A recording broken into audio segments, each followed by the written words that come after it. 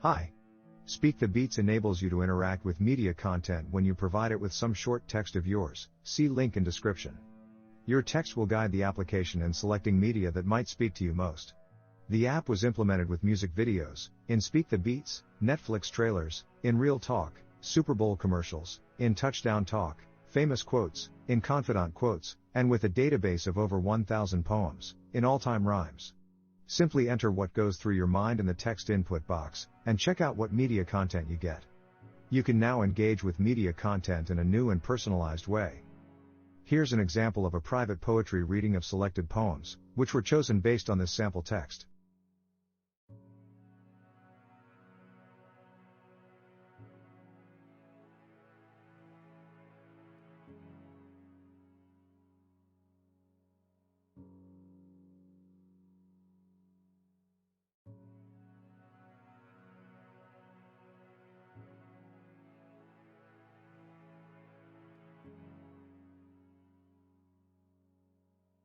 Bereft, by Robert Lee Frost. Where had I heard this wind before, change like this to a deeper roar? What would it take my standing there for, holding open a restive door? Looking downhill to a frothy shore? Summer was past and day was past. Somber clouds in the west were massed. Out in the porch's sagging floor, leaves got up in a coil and hissed, blindly struck at my knee and missed. Something sinister in the tone told me my secret must be known. Word I was in the house alone, somehow must have gotten abroad. Word I was in my life alone, word I had no one left but God.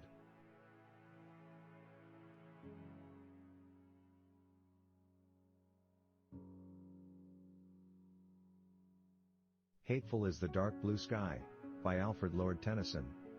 Hateful is the dark blue sky, vaulted o'er the dark blue sea. Death is the end of life, ah, why should life all labor be? Let us alone. Time driveth onward fast, and in a little while our lips are dumb. Let us alone. What is it that will last? And things are taken from us, and become portions and parcels of the dreadful past. Let us alone. What pleasure can we have to war with evil? Is there any peace in ever climbing up the climbing wave? All things have rest, and ripen toward the grave. In silence, ripen, fall, and cease. Give us long rest or death, dark death, or dreamful ease.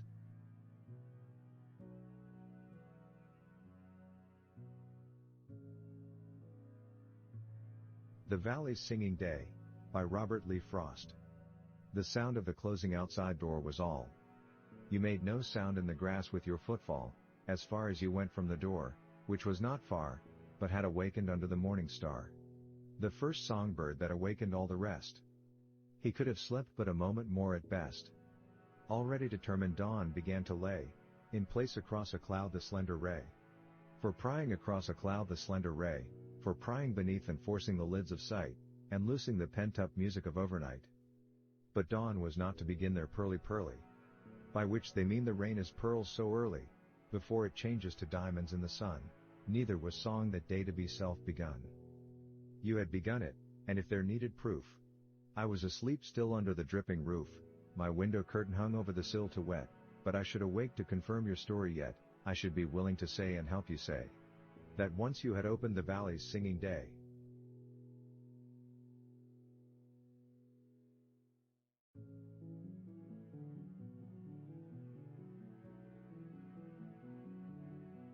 The Past, by Emily Dickinson.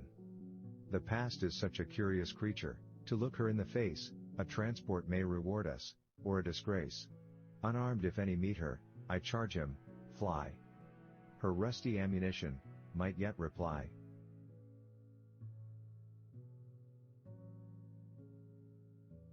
Canis Major, by Robert Lee Frost. The great overdog, that heavenly beast, with a star in one eye, gives a leap in the east. He dances upright, all the way to the west, and never once drops, on his 4 feet to rest. I'm a poor underdog, but tonight I will bark, with the great overdog, that romps through the dark.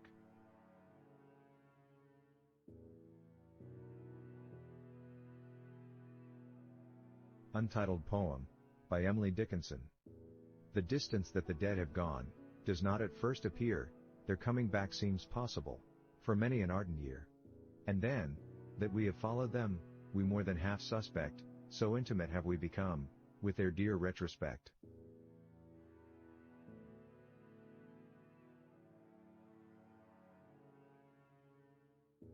Untitled Poem, by Emily Dickinson. At 3:30 a single bird, unto a silent sky, propounded but a single term, of cautious melody. At 4:30, experiment, had subjugated test, and lo! Her silver principle, supplanted all the rest. At 7:30, element, nor implement was seen, and place was where the presence was, circumference between.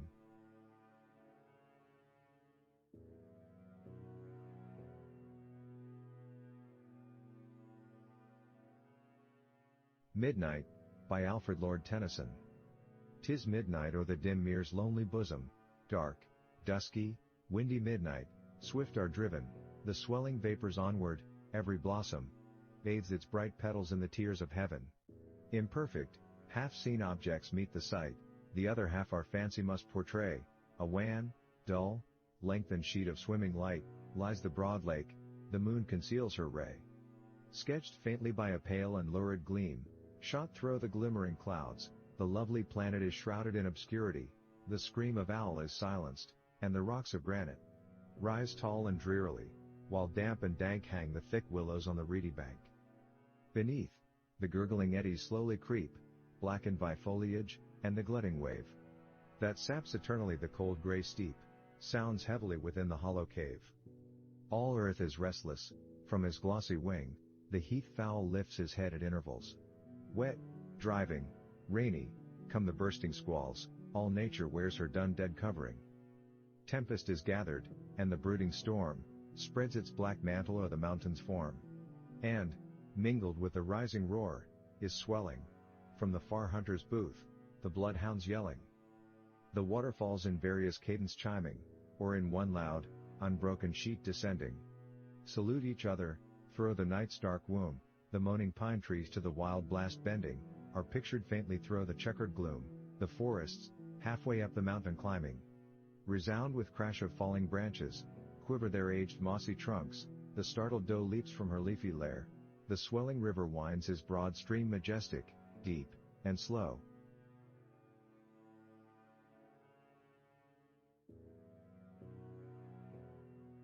The How and the Why, by Alfred Lord Tennyson.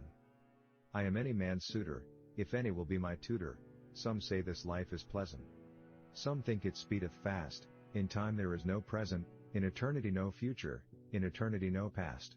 We laugh, we cry, we are born, we die, who will riddle me, the how and the why? The bulrush nods unto its brother, the wheatears whisper to each other. What is it they say? What do they there? Why 2 and 2 make 4? Why round is not square? Why the rock stands still, and the light clouds fly? Why the heavy oak groans, and the white willows sigh? Why deep is not high, and high is not deep? Whether we wake, or whether we sleep? Whether we sleep, or whether we die? How you are you? Why I am I? Who will riddle me, the how and the why? The world is somewhat, it goes on somehow, but what is the meaning of then and now? I feel there is something, but how and what? I know there is somewhat, but what and why? I cannot tell if that somewhat be I. The little bird pipeth why? Why? In the summer woods when the sun falls low, and the great bird sits on the opposite bough, and stares in his face, and shouts how? How? And the black owl sends down the mellow twilight, and chants how? How?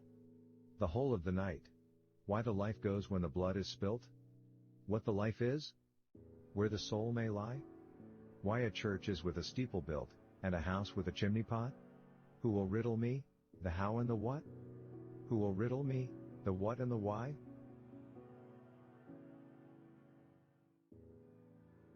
By the Sea, by Emily Dickinson.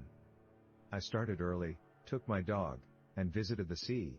The mermaids in the basement came out to look at me, and frigates in the upper floor extended hempen hands, presuming me to be a mouse, aground upon the sands.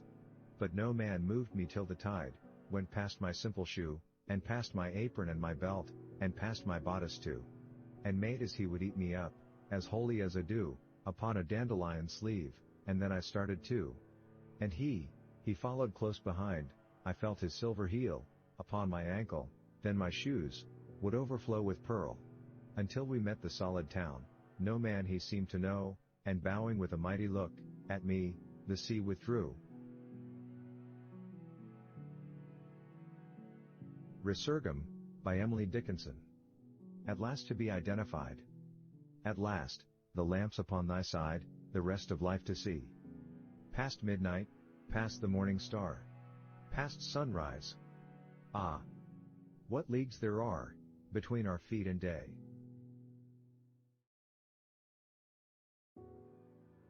Setting Sail, by Emily Dickinson. Exultation is the going, of an inland soul to sea, past the houses, past the headlands, into deep eternity. Bred as we, among the mountains, can the sailor understand, the divine intoxication, of the first league out from land.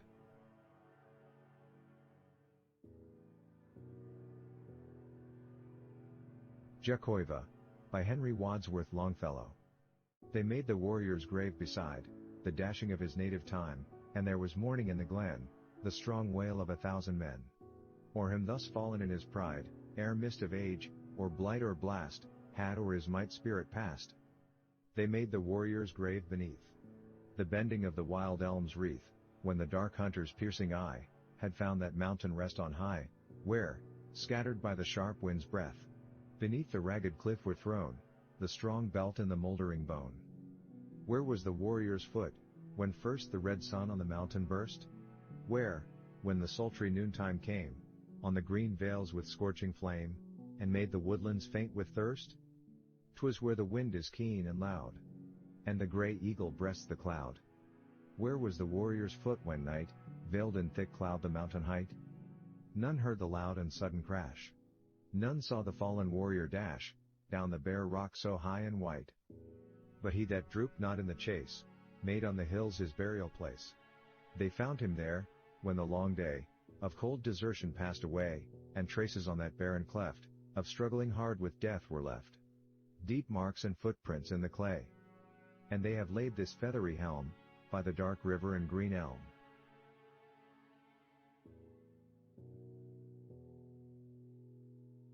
The Haunted Chamber, by Henry Wadsworth Longfellow. Each heart has its haunted chamber, where the silent moonlight falls. On the floor are mysterious footsteps, there are whispers along the walls. And mine at times is haunted by phantoms of the past, as motionless as shadows by the silent moonlight cast. A form sits by the window that is not seen by day, for as soon as the dawn approaches, it vanishes away. It sits there in the moonlight, itself as pale and still, and points with its airy finger across the windowsill. Without before the window there stands a gloomy pine, whose boughs wave upward and downward, as wave these thoughts of mine. And underneath its branches is the grave of a little child, who died upon life's threshold, and never wept nor smiled. What are ye, O pallid phantoms, that haunt my troubled brain? That vanish when day approaches, and at night return again? What are ye, O pallid phantoms, but the statues without breath, that stand on the bridge overarching the silent river of death?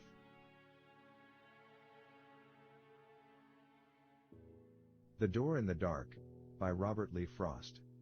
In going from room to room in the dark, I reached out blindly to save my face, but neglected, however lightly, to lace my fingers and close my arms in an arc. A slim door got in past my guard, and hit me a blow in the head so hard, I had my native simile jarred. So people and things don't pair anymore with what they used to pair with before.